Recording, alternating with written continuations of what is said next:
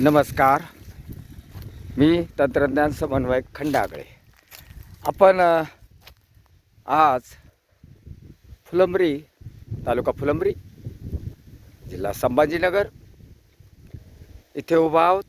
आणि संभाजीनगर, तालुका फुलंब्री आणि फुलंब्रीच्या पश्चिमेला जानेफळवाडी पोखरा प्रकल्पांतर्गत ताजनापूर, तालुका खुलताबाद या परिसरात अगदी फुलंब्रीला लागूनच पण शून्य मशागत तंत्रज्ञान नानाजी देशमुख कृषी संजीवनी प्रकल्पांतर्गत जे मोठा प्रचार प्रसिद्धी चालू आहे, तिथं त्याचा प्रसार कसा होत चालला आज बघत आहोत आपण. आता आपण शून्य मशागत तंत्रज्ञानामध्ये मे चालू आहे. आज 1 मे 2024 रोजी बघत आहोत आपण. आणि बेडमध्ये डागडुगी कशा प्रकारची होते. एक साधारण एका वर्षाला 2 हंगामामध्ये शेवटला मे महिन्यामध्ये 1 तारीख आहे आज, आणि 1 तारखेला उभा आहो आपण. इथं बघत आहो आपण की सगळा खोडांचा मुळांचा बाजार ठेवून आपण हे सगळं बेडचं रिपिटेशन केलेलं आहे. बेडचं मजबूतीकरण पुन्हा केलेलं आहे. इथं सगळ्या हंगामाचे खोड दिसत आहे आपल्याला. आणि मका, जुना मका, नवा मका आणि खोडांचा बाजार, मुळांचा बाजार दिसतो आहे. आणि सगळीकडे बेडचं रिपिटेशन केलेलं आहे बघा. रिपिटेशन करणे म्हणजे काय? डागडुगी करणे, बेडमध्ये डागडुगी करणे. आता डागडुगी करून दिली, आमची जमीन तयार झाली. आता बघत आहो आपण सगळे बेड. तुम्ही बघा, आता बारकावे बघा. बेडला फक्त आपण काय केलं, एक सारा यंत्राच्या हातानं एक थोडंसं वजन ठेवून बेडला उभारी दिली आणि झालं आमचं रान तयार. तुम्ही हिरवगार बघू शकता, खोडांचा बाजार दिसतो, सगळा खोडं भरलेले बेडवरती. आणि बेड अगदी झाला. कालच आपण बघितलं की बेडमध्ये वेब कशा तयार होता, वेब WB ह्या अशा बेड तयारमध्ये वेब तयार होता. आणि सगळे जीवाणू जसे आहेत तसेच, म्हणजे ढवळाढवळ न करता, जमिनीची हलव न करता असे तसेच झाकून ठेवलेले आहे.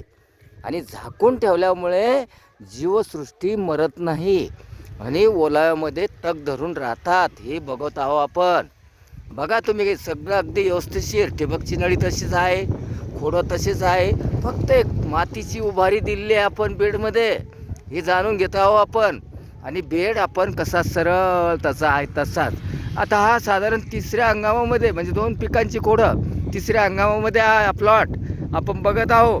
आणि सगळे जसेचे तसेच खोडं ठेवलेले आहे. तुम्ही बघू शकता की खोडं आपल्याला याच्या बेडवर ते खोडं दिसले म्हणजे शून्य मशागत तंत्रज्ञान अवलोकन केलेलं आहे. दिसतंय इथं स्पष्ट दिसतंय बघा. म्हणजे आपण काय करतो की केव्हा काय करतो की तसंच मोडतोड करतो, पिकं कापून घेत नाही, पिकं उपटून घेतो. ही शून्य मशागत नाही. शून्य मशागतची पायरी बेड तारी, त्याला कोण मारे. बेड तारलेला आहे, खोडं तारले त्या अर्थी मुळं तारले त्या अर्थी जीवसृष्टीला खाण्यासाठी ठेवलं आहे आपण. आणि खाण्यासाठी ठेवलं त्या अर्थी जीवसृष्टी सगळी सजीव झाली, तशीच राहिली. ओलावाचं बाष्पीभवन नाही आहे, तो ओलावा कमी. रखरखत्या उन्हामध्ये आपण बघत आहोत. म्हणजे अगदी जसं आहे तसंच ठेवलेलं आहे. आता बाजूला जर बघितलं आपण तर शेतकऱ्याने नांगरलेली जमीन बघतोय आपण. बाजूला मध्ये बांध आहे. हे शून्य मशागत तंत्रज्ञान आहे. आणि बाकी जर बघितलं आपण, इथं पाळी मारलेली, नांगरट झालेली आहे, इथं खर्च आला, इथं सगळं जीवसृष्टी मरून गेलेली आहे आणि नांगरणीचा खर्च वाढलेला आहे. म्हणजे बघा किती स्पष्ट आहे.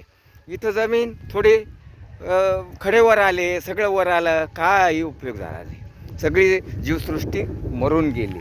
आणि इकडे आलो आपण. आता मगाशी सांगितल्याप्रमाणे जसं आहे तसं जे आहे ते बेड पाडले, एकदा बेड मोडलेले आणि आपण तसंच ठेवलं आहे. हे लक्षात आलं आहे तुमच्या आता. म्हणजे बेड तारण्यामध्ये किती महत्त्व आहे.